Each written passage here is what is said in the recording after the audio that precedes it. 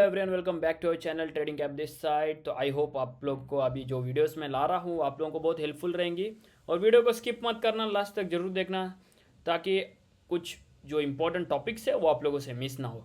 Okay, तो आज का जो हमारा इंपॉर्टेंट टॉपिक है वो है मूविंग एवरेज के ऊपर होने वाला है।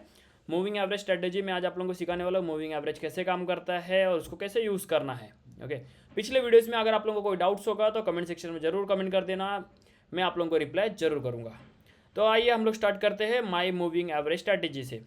तो मूविंग स्ट्रैटेजी आप लोगों को कैसे लगाना है, मूविंग एवरेज जो है आप लोगों को इंडिकेटर में जाना है, वहाँ पे सिर्फ सर्च करना है मूविंग एवरेज एक्सपोनेंशियल। ओके, पहला ही आ जाएगा मूविंग एवरेज एक्सपोनेंशियल पे आपको क्लिक करना है और दो सेटिंग है उसमें। दो सेटिंग कौन कौन सी है, पहले में आप लोगों को लेंथ करना है 8, सेकंड में आप लोगों को लेंथ करना है 14। यहाँ पे कलर चूज़ का भी ऑप्शन आता है, मैंने दो ही कलर रखा हुआ है, ब्लू और रेड। ओके, आप लोग भी वो रख सकते हो। ब्लू वाले को 8 करना है और रेड वाले को 14 करना है। क्लियर? ओके, उसके बाद जो है देखो मैंने यहाँ पे लगाया हुआ है ट्रेंड लाइन मैंने लगाया है और उसके बाद मूविंग एवरेज भी हमारे यहाँ पे लग चुका है। तो आइए देखते हैं मूविंग एवरेज वर्क कैसे करता है। उसमें बहुत सारे कंडीशंस है। देखो आप लोगों को बताता हूँ, अगर मूविंग एवरेज इतना ही ईजी होता, मतलब जो मैं अभी सिखाने वाला हूँ, तो सब लोग इसके बेसिस पे ट्रेड करते। तो इतना ईजी नहीं है, इसमें 2-3 कंडीशंस है, वो मैं आप लोगों को एक्सप्लेन करूँगा। ओके, तो what indicator do I use, तो मैं ये इंडिकेटर जो यूज़ करता हूँ वो क्या है और उसका रीज़न क्या है यूज़ करने का। ओके, तो हम लोग इसको क्यों यूज़ करते हैं, अभी यहाँ पे दो कंडीशन है। एक कंडीशन क्या है पहले बताता हूँ आप लोगों को। जब भी ब्लू लाइन का क्रॉस ओवर रेड लाइन को होगा, ठीक है, ये मूविंग एवरेज ब्लू लाइन जब रेड को क्रॉस करेगी तो हम लोगों को बाय करना है। ओके, क्लियर है? यहाँ पे देखो, यहाँ पे जहाँ पे भी ब्लू लाइन क्रॉस कर रही है रेड को, हम लोग क्या करना है, बाय करना है। और जब रेड लाइन क्रॉस करेगी ब्लू लाइन को तो हम लोग क्या करना है, सेल करना है। आप लोग बोलोगे सर इतना इजी होता तो सब लोग आज प्रॉफिटेबल होते, लेकिन नहीं, इतना इजी नहीं है। इसमें कुछ कंडीशंस है, कंडीशंस है जो हम लोगों को सीखना है, जो 2-3 चीज़ें हैं जिसको यूज़ करके हम लोगों को ट्रेड्स करना है। तो वो मैं आप लोगों को जरूर एक्सप्लेन करूँगा, ठीक है। और स्किप मत करना, नहीं तो इंपॉर्टेंट टॉपिक्स मिस हो जाएंगे, फिर आप लोग बोलोगे यूज़फुल नहीं था। तो यहाँ पे देखो, यहाँ पे सेम कंडीशन है। यहाँ पे रेड कलर ने, रेड वाले मूविंग एवरेज ने ब्लू को क्रॉस ओवर दिया तो मार्केट में फॉल आता है, और ब्लू जब रेड को देता है तो बाय करना रहता है, ठीक है।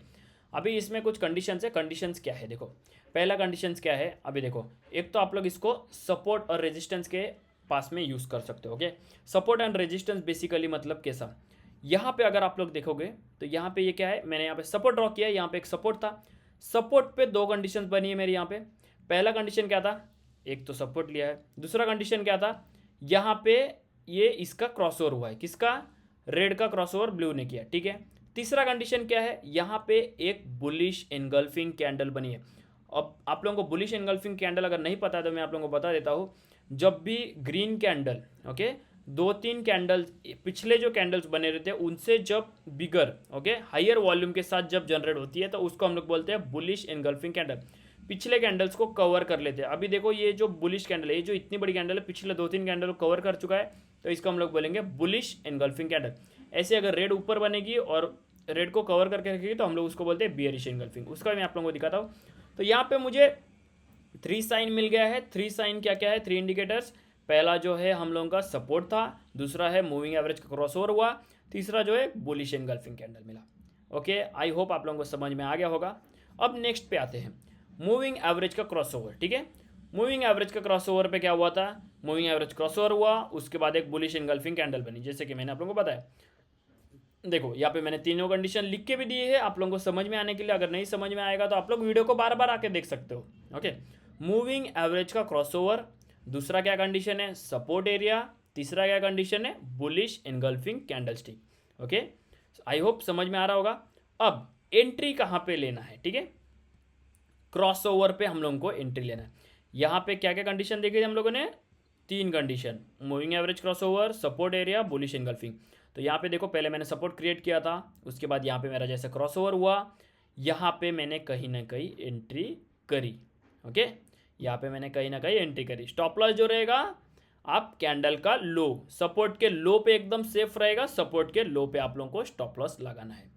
ओके, उसके बाद सेम पहला टारगेट। अब आप लोग पूछोगे कि सर टारगेट कहाँ तक रखना है, ये बहुत लोगों को पता नहीं होता। एंट्री तो कर लेते, एग्जिट कहाँ पे करना है, एग्जिट के इस पे क्या प्रॉब्लम आता है लोगों का, 900 1000 आ जाता है, लोग क्या सोचते हैं कि और आ जाए और आ जाए, लेकिन नहीं। आप लोगों को टारगेट कैसे सेट करना है, आप लोगों को पहले के रेजिस्टेंस ड्रॉ करना है, ठीक है, जहाँ से मार्केट रिजेक्ट हुआ है। यहाँ पे मैंने यहाँ पे 1 2 3 यहाँ पे एक रिजेक्शन आ रहा था, मैंने यहाँ पे रेजिस्टेंस ड्रॉ किया, यहाँ पे रिजेक्शन आया और यहाँ पे हम लोग फर्स्ट टारगेट अचीव करेंगे। फर्स्ट टारगेट के बाद जैसे हमारा फर्स्ट अचीव होगा, आइधर हम लोग स्टॉप लॉस यहाँ पे ट्रेल कर सकते हैं, आइधर हमारा टारगेट सेकंड लेवल पे रखेंगे। ओके, तो दो कंडीशन है, फर्स्ट टारगेट ये लेवल पे, सेकंड टारगेट हमारा रेजिस्टेंस पे। ओके, तो ऐसे दो का टारगेट है। उसके बाद देखो, जैसे मैंने यहाँ पे भी ड्रॉ करके रखा है आप लोगों के लिए, पहला हमारा जो टारगेट है ये वाला पॉइंट है, सेकंड टारगेट जो है वो ऊपर का रेजिस्टेंस है। तो हमारे दो टारगेट अचीव हो चुके हैं। आप लोग के पास दो कंडीशन है, दोनों में से कोई भी आप अचीव कर सकते हैं। सेम एज अब हम लोग यहाँ पे देखेंगे, अगर ट्रेंड लाइन का भी आता है, ट्रेंड लाइन पे भी क्रॉसओवर देख सकते हैं आप लोग। यहाँ पे ट्रेंड लाइन आ रही थी, ट्रेंड लाइन पे रिजेक्शन लिया और यहाँ पे ब्लू लाइन ने रेड लाइन को जब क्रॉसओवर दिया तो हमारा यहाँ पे क्या हुआ, मूविंग एवरेज का क्रॉसओवर, उसके बाद सपोर्ट, उसके बाद एक ट्रेंड लाइन भी था। ओके, ये तीन चीज़ हमें देखने मिली।